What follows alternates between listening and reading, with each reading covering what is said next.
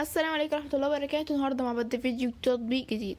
سؤال غامض كده يخليك تفكر ازاي المسافرين زمان كانوا بيسافروا بين قارات ويفضلوا متصلين بالعالم من غير شريحة موبايل ومن غير انترنت، وكانوا بيعرفوا الأخبار ويتواصلوا ازاي. استنى للآخر وهتتفاجئ بالإجابة، بس خلينا الأول هقولك على حاجة تفرق معاك فعلا لو بتسافر أو حتى بتفكر تسافر. بص يا بطل، احنا دلوقتي في عصر السرعة، واللي معندوش انترنت وهو مسافر كأنه ماشي معين بعين مغمضة. خريطة وحجز وتواصل الشغل كله واقف على اتصال بالشبكة. وهنا بيجي دور تطبيق ايريول. التطبيق ده فكرته الأساسية ببساطة عبقري. بدل ما تشتري شريحة من المطار بسعر مبالغ فيه أو تفضل تدور على واي فاي، التطبيق بيديك سي ام اي سي ام، يعني شريحة إلكترونية بتشتغل على موبايلك من غير ما تركب حاجة فعلا طايرة يعني. كل ده من موبايلك قبل ما تسافر أصلا. خلينا نتكلم بالارقام كخبير يعني. اسعار شرايح الانترنت في مطارات ممكن تكون اغلى بنسبة توصل مثلا 50% او حتى اكتر، مقارنة باي سي ام اللي خليها التطبيق ينتشر اكتر بسرعة يعني، لانه بيوفر باقات انترنت في اكتر من 190 دولة. وده رقم ضخم جدا يخليك شبه متأكد انك هتلاقي شبكة وفي اي مكان. مميزات بقى اللي لازم تعرفها: اول ميزة السرعة في التفاعل، في اقل من 5 دقايق تقدر تشتري وتفعل باقة تانية. ميزة كمان مش محتاج تغير شريحتك الاساسية. تالت ميزة تنوع الباقات، سواء يومية او اسبوعية او حسب ما الميجا بايت عندك. ودي نقطة مهمة جدا، لانك بتدفع على قد استخدامك. كمان في دول كتير بتبقى ارخص من شركات الاتصالات المحلية. بس استنى، هو كل ده حلو كده؟ طبعا لا، لان لو كل مثالي ما كانش هيبقى صريح معاك. اول عيب مهم ان مش كل موبايلات بتدعم اي سي ام، يا خسارة.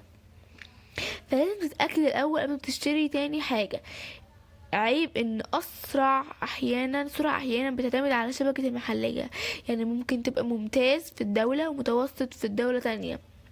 تالت عيب، وده الناس كتير شكت منه على بلاي ستور، ان في بعض الباقات بتخلص بسرعة او استهلاك بيكون اعلى من التوقع، وده يخليك مستخدم يحس انه دفع اكتر.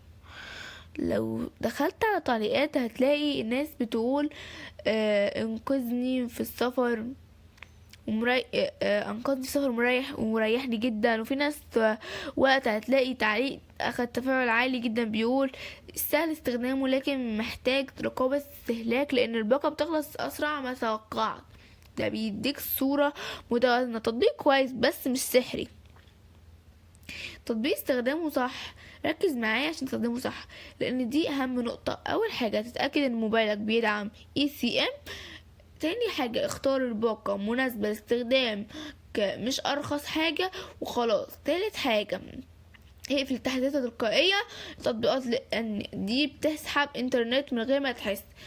رابع حاجة تابع استهلاك اول باول من داخل التطبيق.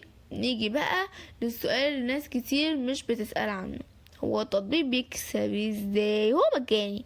تطبيق ببساطة يا جماعة ان هو بيبيع لك باقات بسعر اعلى من سعر الجملة، واللي بياخد من شركات الاتصال، وكمان في بعض الحالات بيكون في هامش ربح اضافي على حسب الدولة. يعني انت بتدفع مقابل راحة وسهولة مش بس انترنت. في نقطة حساسة، لان اقول لك على بقى تفهمها، يعني نقطة تفهمها كده حاسة شوية.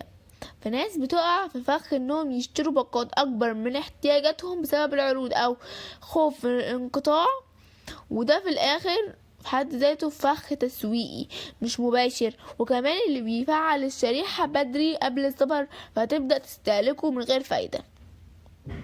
تطبيق تستخدمه ازاي؟ عندك بدايل اقوى جدا زي تطبيق نوميند، وده معروف بثبات السرعة في دول كتير جدا. وفي هول فيلي اللي بيديك انترنت غير محدود في بعض الخطط.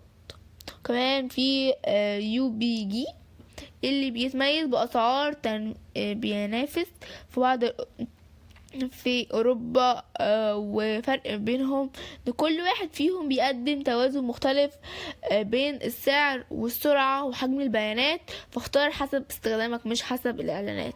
دلوقتي نرجع للرسالة اللي بدأنا بيه. الناس زمان كانوا بيعملوا ايه؟ حقيقة ببساطة كانوا بيعتمدوا على الخطط المسبقة والخريطة الورقية ونقطة اتصال محدودة، يعني كانوا أبطأ بكتير. إنما احنا دلوقتي مع تطبيقات بقينا أسرع وأذكى، بس بشرط واحد، إنك تستخدموا التكنولوجيا بوعي مش تخليها تستخدمك هي. ولو فعلا عايز فعلا تسافر براحتك من غير ما تتفاجئ بأي مصاريف أو مشاكل، خليك دايما افهم اللعبة. ولو الفيديو ده فادك اعمل لايك واشترك في القناة عشان دايما اوصل لك حقيقة اللي هتوفر عليك وقت وفلوس. سلام.